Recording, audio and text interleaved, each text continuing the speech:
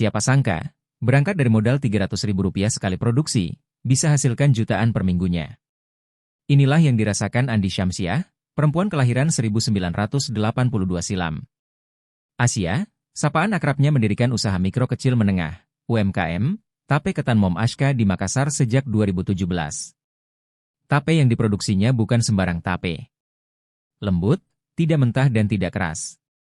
Usaha jualan tape ibu 3 anak ini berawal dari usaha orang tua yang juga menjual produk serupa. Ibu saya dulu suka buat tape dan dijual, dan ketika berhenti saya lanjut jualan, kata Asia, kepada tribun-timur.com, saat menjajakan produknya di kawasan Car Free Day, CFD, Jalan Boulevard, Makassar. Usaha penjualan tapenya berjalan mulus berkat konsistensi perempuan keturunan Lapariaja, Lapri, Kabupaten Bone itu. Ia senantiasa menggunakan beras ketan hitam Malakaji yang didapatkan dari langganan. Beras ketan hitam banyak macam, tapi kualitasnya beda-beda, itu turnya. Dalam seminggu, Asia menggunakan sekitar 7-14 kg beras ketan untuk diolah jadi tape. Namun, angka ini melonjak di momentum tertentu. Seperti saat Ramadan dan Lebaran Idul Fitri. Dalam momen tersebut, Asia bisa menghabiskan sekitar 200 kg beras ketan. 10 hari sebelum Lebaran sampai Lebaran itu bisa sampai 200 kg beras yang digunakan, kata Asia. Dalam produksi hari normal, Asia bisa meraup Rp1 juta sampai Rp1,4 juta per minggunya. Modal ada sekitar Rp300.000 sampai Rp350.000 setiap minggu, disebut Asia. Tape ketan Mom Ashka dipasarkan dengan harga yang cukup terjangkau.